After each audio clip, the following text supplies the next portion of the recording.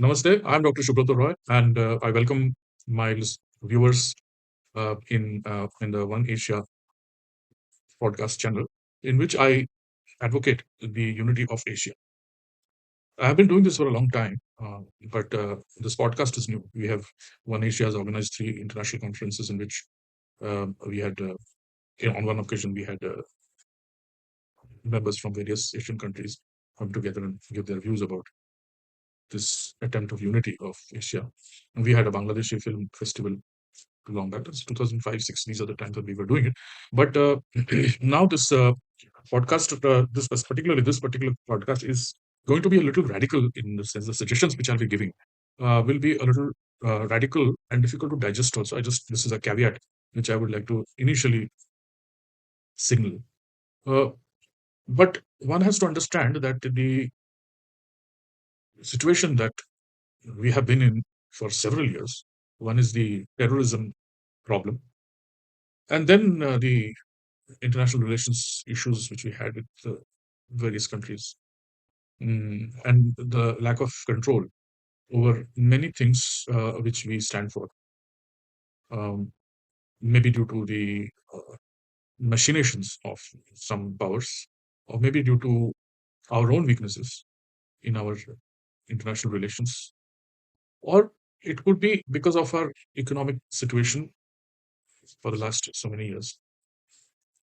Now, given the current condition which we are in terms of the conflict which we see in the in the region, uh, where is the conflict happening? It is happening in Asia. Note that physically there is no damage of any of the European Western countries.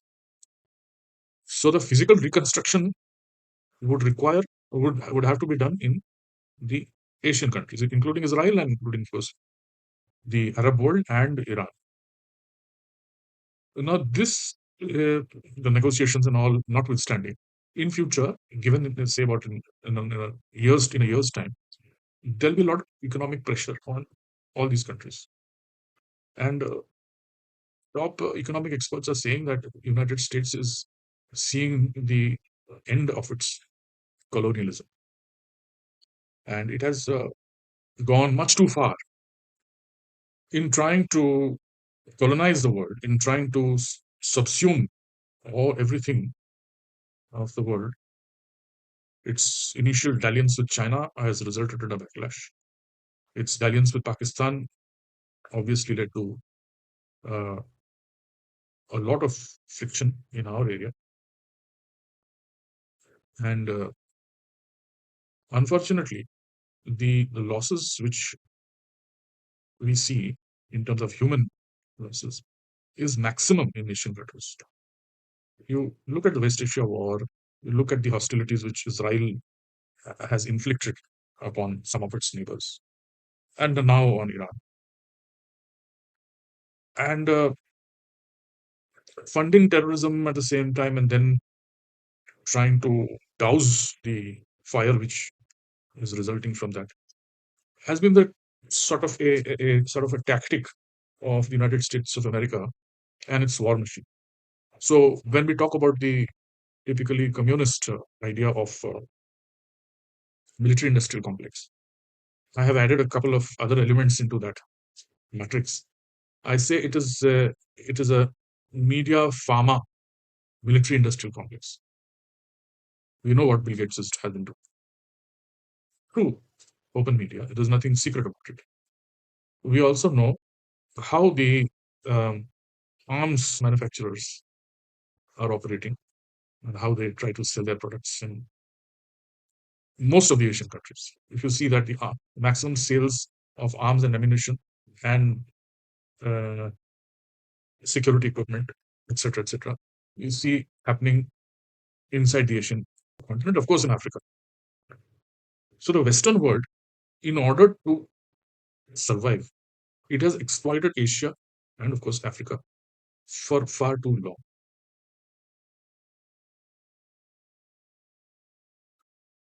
And they keep, dividing Asia, the Western world. They keep dividing Asia into East, West, South, Southeast, Central, all these terms they put, and they keep Asia divided because it's the largest continent in the world.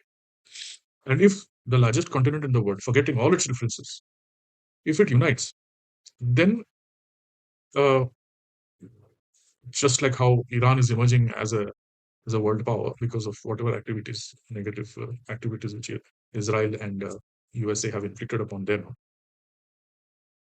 Asia will emerge as a formidable force, and USA and the Western countries and the NATO forces will be diminished in their power in the world to a very large extent, not a small thing. So this is the reason, this fear, this apprehension, this foresight of the Western world. It's a good thing for them that they have really thought of it. So they have kept Asia completely divided, not only in terms of the economics or in many other ways, but also religiously, from the religious point of view, because they have funded the hardliners everywhere, and they have created the whole bogey of terrorism, the whole menace of terrorism, the whole scourge of terrorism, and disturbed the Asia completely. Of course, they have what some of the terrorism, the outcomes of terrorism have also backfired on them.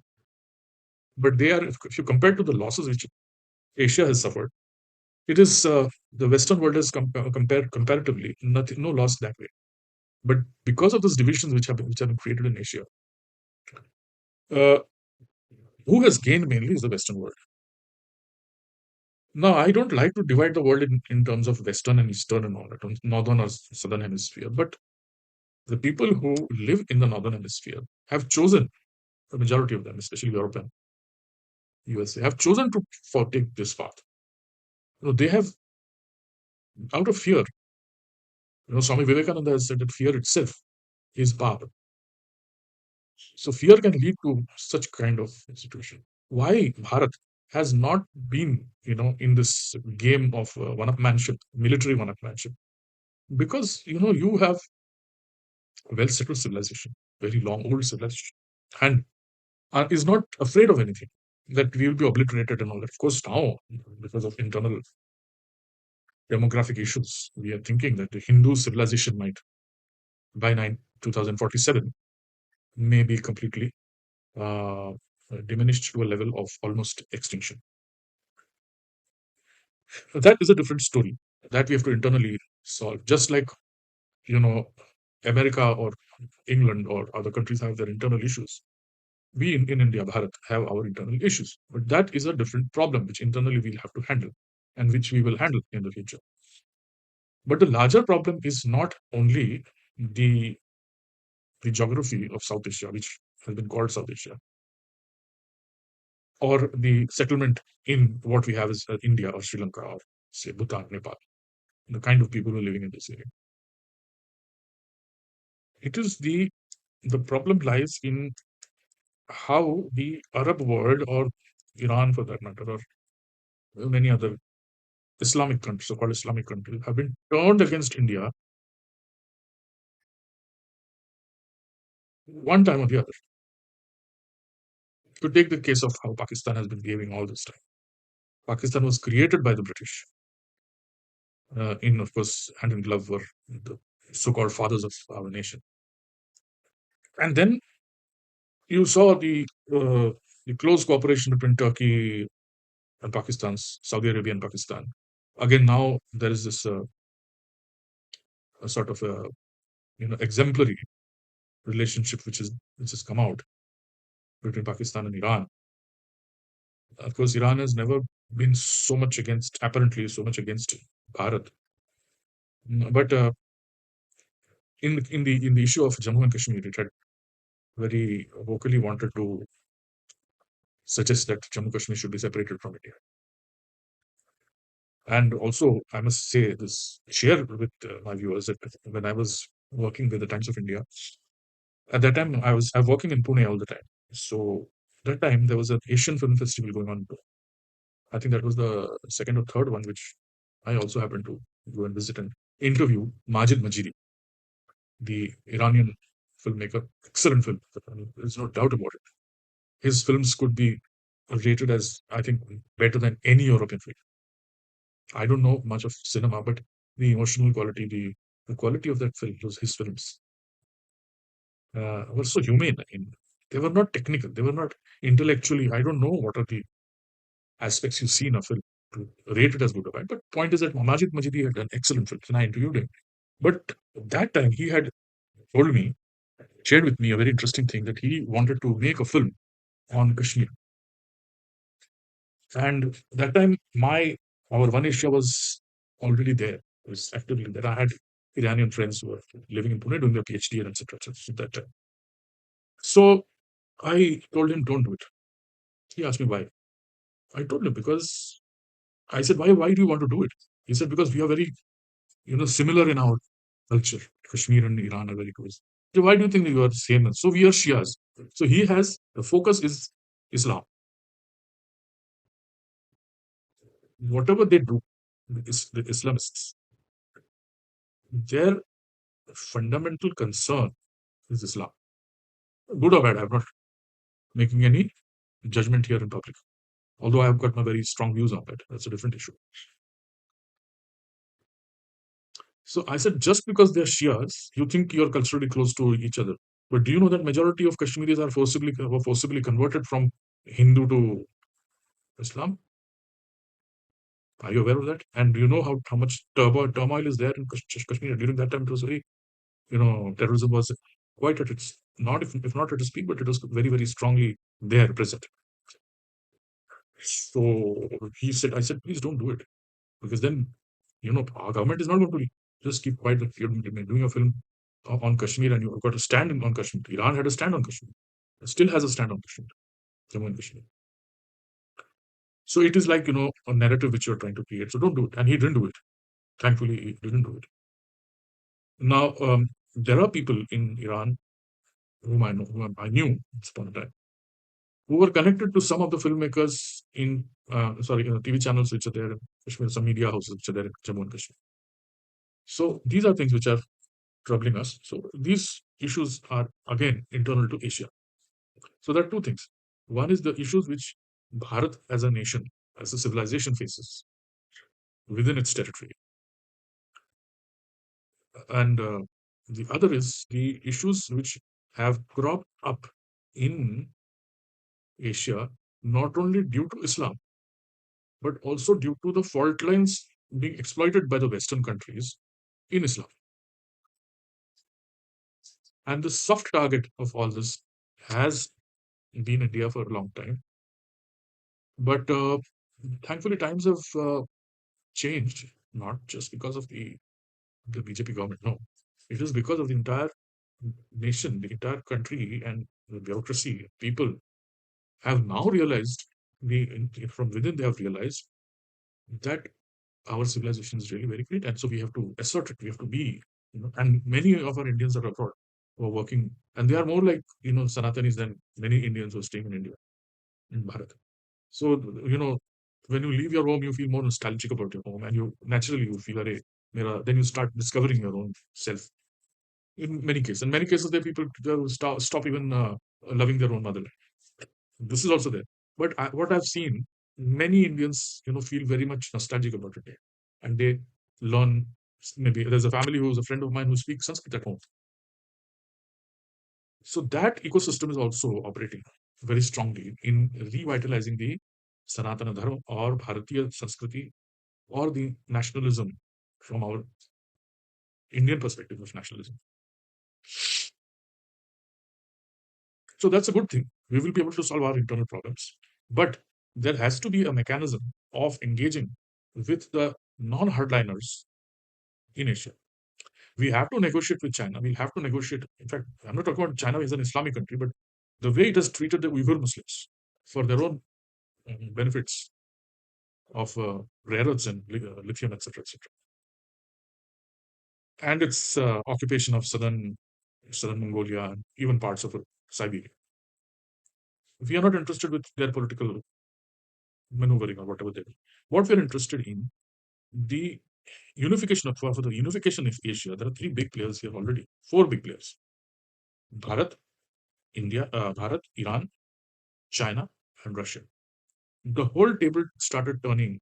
I see the one of the causes for this war, one of the reasons for this war, existing war, illegal war, as the unity of the formation of BRICS. Brazil is, of course, not part of Asia, but the majority in that BRICS, the strong players are Asians. And then our announcement that BRICS will use their own currency internal for internal trade. All these things has triggered out of fear. Again, the fear of being deprived of natural resources from Asia. Asia is full of natural resources. If we look at Afghanistan, it is full of gold. It is full of you know precious stones. It is lithium is hugely present there. Although we don't want to exploit all that, dig, baby, dig. We don't want to do that. We want to maintain a balance between ecology, environment, and development. But the Western world is not interested in our environment. Let me tell you, they're only interested in our natural resources. And one of the most important natural resource is human manpower, cheap labor, market, big market. So if you can imagine a situation where this is utopia. I'm talking about a very ideal situation where Asia is united. All the differences between the people are somehow flattened or taken care of or relegated. Then I think a major success will be achieved in changing the world order. And I have certain recommendations also in my mind, which may be practical or may be impractical, but it is I'll be thinking a little loudly, and as listeners, you may decide whether it can go ahead or not. That I'll come to later. If you notice that the manufacturers of arms and ammunition, like Sweden, etc., America, France, they are economically richer than people who are buying it. So you have been impoverished by pushing arms and ammunition in your continent, with Asia. The poorest of the countries in 2004-5 were those who were buying arms and ammunition, and the richest of the countries are who are manufacturing arms and ammunition. So, and media is helping them in all this, narrative war and showing wars and trying to build a, first, second, third world kind of narrative. We are a third world, developing world, developed world, and all these are, concepts which the Western world has thrust upon the world through media and through many other ways of narrative building. So today is a war of narratives, basically. If we look at now, if you suppose, as we have already started doing, China has also started manufacturing their own arms, and we also started exporting arms. It's a very good direct policy of telling the world that, see, this is what we are going to do for our national interest. Why did we do that? Why are we saying Atmanirbharta? Atmanirbhar क्यों होना चाहिए? So that our dependence on the large corporates of not only of arms and ammunition but also big pharma and other things is reduced, right? So we are theoretically we accept that our dependence on the world has to come down. We have to be self-reliant. Self-reliance is the key in this, right? So we accept it theoretically. Then why not try, like we have formed BRICS? Why not form something called One Asia? Trade within Asia in local currency. That's one thing. Second thing is this whole bubble of globalization is unsustainable. We have seen that how the Hormuz Strait, when it was closed, what has happened? Too much dependence on anything on outside would lead to this kind of thing.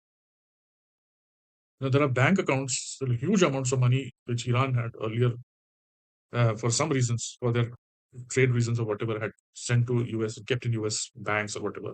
They have been frozen. Now, of course, in the negotiations, they're trying to say that you unfreeze those, that the money which we have put in your banks, etc., etc.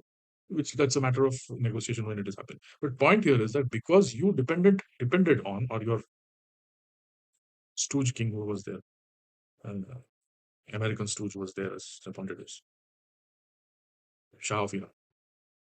Because one of the reasons is that you depended on US so much, or on France or other Western countries, that today they're able to, sort of come to stew. And we are also one of them, mind you, the trade wars which Donald Trump had unleashed. Now, why do we have to depend so much on others when we have, on principle, we have decided that we should be self-reliant? So the dependence has to be further reduced, further reduced, further reduced as much as possible. But Bharat as a country, or Iran as a country, or China as a country, or Asian countries cannot live in isolation. They should not live in isolation. They should form a unity, united Asia, so that they don't have to depend on the Western world, given their history. We are not in a game of hating anybody. We have seen what they've done to us, done to Asians. They have created terrorism. They have upturned legal governments. They have regime changes, hundreds of them here and there. They ensured that USSR was broken. They interfere with small countries. We know that what has happened in Bangladesh, how Pakistan was, ISI was trained, and how Pakistan used its training for against India. Who trained them? To CIA. And who controls American Congress and its policies and CIA? It is weak. It's well known that Mossad, you know, Israel can, because of its money power, which it has created. It's commendable. But putting Israel also there in West Asia, and supporting it also is part of Break Asia policy. Break Asia policy is a policy which helps the Western world in the Northern Hemisphere. It destroys the countries which are there in Asia. We have seen that. Now, in the Israel America Iran conflict, a lot of the Arab countries have been hit very hard physically. Economically, India, China have been hit. There's no doubt about it. But China and India, Russia have not been physically hit. Who are physically hit are the Arab world, because of the bases which they allowed to be set up in their on their land. Again, as an internal problem for India, I'm talking of a larger picture. Now, what has happened is United Nations has almost become ineffective. Almost. USA is not giving its dues and all that. All those things we all know. And China's got sort of an upper hand in the United Nations. But the veto powers which each of those members have in the council, in the Security Council, is a hegemonistic arrangement. And maybe tomorrow India will become part of the Security Council. Maybe Security Council will be expanded. Maybe that will happen. But why not think of United Nations of Asia? Why don't we think on very strong premises that because Asia is the human resource, natural resource, as well as intellectual resource provider to the world, Asian unity, and the formation of an effective United Nations of Asia could probably solve a lot of problems of Asia. We are interested in our problems. Whether the Northern Hemisphere or the Western world is helping the United Nations or not helping the United Nations, or whether NATO is strong or weak, is not our concern at all. Although a weak NATO has helped in a way the conflict now, but this is only passing phase for a long-term arrangement. I think the formation of United Nations of Asia is the right way towards a free Asia, a united Asia, not divided as South, East, Southeast, East Asia, Far East, Central Asia. No, let Asia be one. Thank you. Namaste.